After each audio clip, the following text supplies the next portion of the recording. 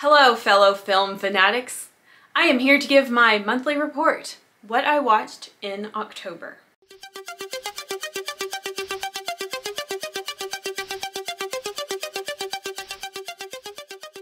Probably is the same for you, but October for me involved a lot of rewatches.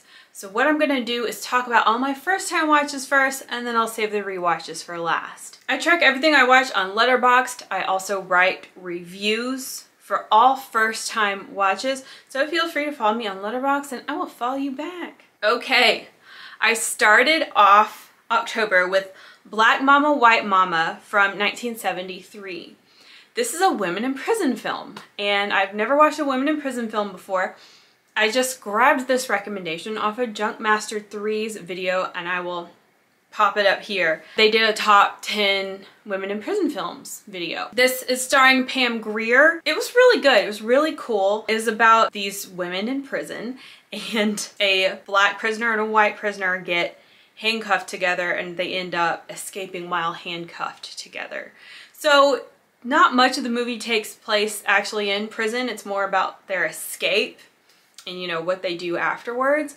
But I thought it was really fun. I love the Black Mama and the White Mama. I loved them both. And Sid Haig was in this movie. I thought Black Mama, White Mama was a really fun time. Then I watched The Sister of Ursula from 1978. This was sent to me on DVD from Giallo Submarine, and I finally got around to watching it. This is a Giallo, but it has a reputation of being a porno Giallo. Apparently the acts in the movie are not simulated, they are actually happening. Even so, this wasn't really like the trashiest, sleaziest thing I've ever seen. It wasn't too bad. The film itself has Olga from Suspiria. She's playing Ursula.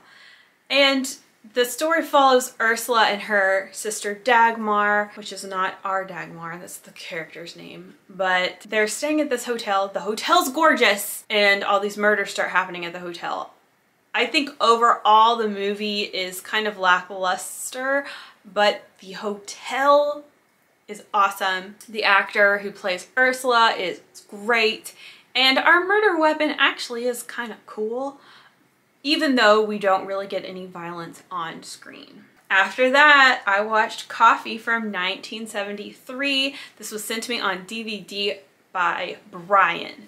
This is another Pam Grier film. It's kind of like a blaxploitation crime action sort of flick. Pam Grier's character is named Coffee, and she is like a nurse by day, and then by night she is like a vigilante trying to kill the drug dealers responsible for her sister's overdose. It's super cool, action-packed. I love Coffee's badass moments, but she was struggling a lot more than I expected. She pulled it together though, of course, no spoilers or anything, but it was a very cool film. I love Pam. Next, this one was also sent to me by Brian. This is Daughters of Darkness from 1971, and when I showed y'all that I received this on DVD, a lot of people said they love this movie. So I was really looking forward to it. I was like, this looks like a vampire movie or something, so I'm gonna pop this on, and my husband even watched it with me. I have to say, perhaps you shouldn't watch this while you're drinking. I was drinking wine while watching it, and it's weird. It's weird. It's like confusing, and not a lot of stuff's actually happening. It's like a manipulation movie. However, the lady who plays Elizabeth Bathory is an absolute queen. I mean, she makes the movie. Maybe she is why everyone likes the movie so much. She was very, very scary. And I think the film deserves another revisit. It does leave an imprint of imagery in my mind, but it was really a subtle movie. Next, I watched Baby Oopsie Part 2, Murder Dolls. However, Murder Dolls is being released in segments, so I saw the first half of Murder Dolls. So it was kind of like Baby Oopsie Part 2, Part 1. This is just a straight continuation off of the end of Baby Oopsie. This is a killer toy movie. Oh, and it was released this year. And it's just as good. Obviously, it's the same stuff that's happening, but it's ramped up. So this one gets a little bit more wild and crazy, a little more off the wall. But I loved it because it goes off of Babe Oopsie, which of course is one of my favorite movies, y'all know. Next, I watched from Brian's last stack he sent me. I just went like last in, first out, I guess. I watched Dracula AD 1972 from 1972. This is a Hammer film. This is a Christopher Lee Dracula film, except it's not a period piece. It's a modern day piece. Modern day is in the 70s. It involves this group of 40-year-old teenagers, and they dabble in a little bit of black magic and summon Dracula back. It was really fun. I love Satan. I love black magic, especially in this time period. And Christopher Lee as Dracula I'm really starting to like it. And the depiction of Dracula in these Hammer films is like, he's just pure evil, like pure vicious evil, like basically Satan. And I love that a lot. And yeah, I tend to forget how dark Hammer films can be. They're not necessarily like fun or campy. They take themselves very seriously. So this was a pretty serious one, but we enjoyed this. My husband watched that one with me. Next, I watched A Cat in the Brain from 1990. A lot of you guys have asked if I've ever seen A Cat in the Brain. So I was in a Fulci mood, so I just went for it. It's really not a movie that can be explained. I have to say it's for Fulci fans only. This is for Fulci fans only. It's like a movie that Fulci directs, but in the movie, Fulci is directing a movie, and in this movie, the lines between reality and fantasy are blurring, and Fulci just starts to see horror everywhere. It's really cute getting to like kind of see Fulci in action and see him as an actor as well. It's a very bizarre movie. Oh, but also there's some great gore in this movie. It was fun, but Fulci fans only. Then I watched Der Ungeheuer von London City, aka The Monster of London City, 1964. This is a German movie. I suppose this is a creamy, which is like the precursor to Giallo. This is a black and white film, and it's on the list on Wikipedia of every Giallo ever. So I pulled it because I'm trying to watch every movie on that list. The Monster of London City is about this play about Jack the Ripper that's running, and as this play is running, similar murders are happening in real life. This killer is dressed like a quintessential Giallo killer. It's really cool to see such an early depiction of the Giallo killer. And I like German. I took 4 semesters of German, so it was nice to listen to something that sounded a little bit more familiar. Italian is still like, I'm not catching on, but German just has this flow that I can keep up with. Anyway, it was a great movie. The acting was fun. Like there was a little bit of humor in the film, and it had a really crisp, clear picture, and the cinematography was really good. So for the hardcore Giallo fans, or people who just like 60s black and white movies and foreign films, Der Ungeheuer is great.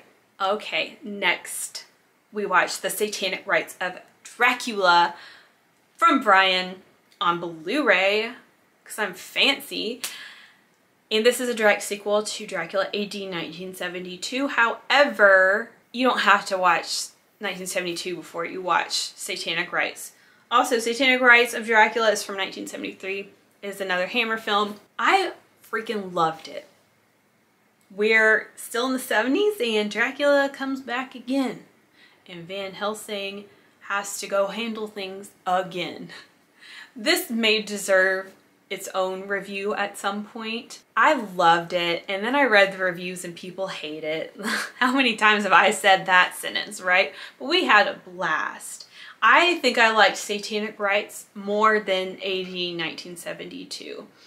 Christopher Lee got more screen time. It was just wild and honestly terrifying at times. Oh, and the ritual room. Oh my gosh. I no longer need to wonder what my dream home looks like. It looks like that. That's it. That is my decor. That is what I want. beautiful, exquisite. The images in this movie, the colors, the decor, just perfect. I'm definitely going to be rewatching Satanic Rites often. Next, I decided to, you know, be modern and watched Barbarian from 2022. Y'all know.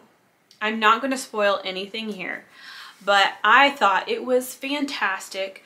I loved it. I would say it's not necessarily the most rewatchable film because so much of the bulk of the movie is dialogue and tension building, which is a great way to keep you engaged the first time you watch, but from like any other time you revisit it, it's not that effective anymore. But I thought it's definitely, everybody should watch it. It was a really fun and really scary. And it's always interesting to see what modern horror creators try to come up with because so many things have been done already. So what's something new that you can do, right? Some of these movies have definitely been delivering, and I think Barbarian did a great job at doing something that hasn't been done before necessarily, but not being too freaking weird.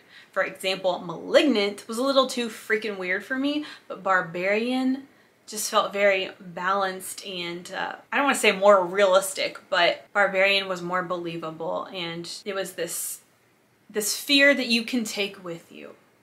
Because now you can be scared to walk down the street at night. Now you can be scared to go into your own basement. And I think that is what makes a movie really scary.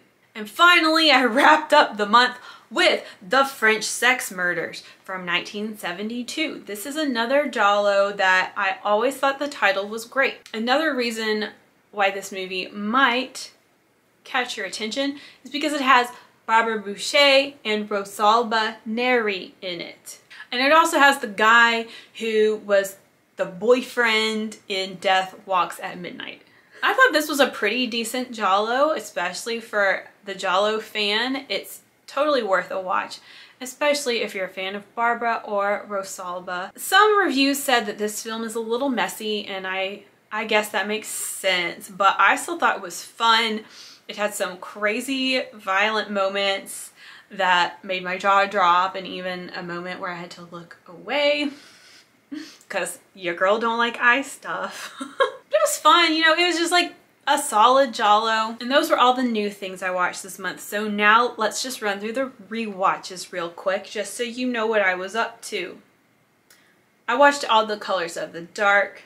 I watched Halloween, 1978. Trick or Treat, 2007. The Little Vampire from 2000. A severely underrated family Halloween film. I watch that every year. Sorority Row from 2009 just gets better every time I watch it. I don't understand. Friday the 13th Part 2. I Know What You Did Last Summer. That one hit really good this year. That's a good movie. Casper from 1995. Children of the Corn, 1984. Baby Oopsie. Didn't see that coming. And then I also rewatched Baby Oopsie Murder Dolls Part 1. I wasn't feeling good, so I was like, I'm just gonna cuddle up with Baby Oopsie, you know. And there we go. That's everything I watched in October. What's your favorite thing you watched in October, or what is something that you always make sure to watch every October? If you do have like Halloween time where you live. I'm already off to a great start for November, so I cannot wait to give you my report in a month. I know some of you guys have watched Baby Oopsie. I should just start signing off like she does on Baby Oopsie. That's all, doll.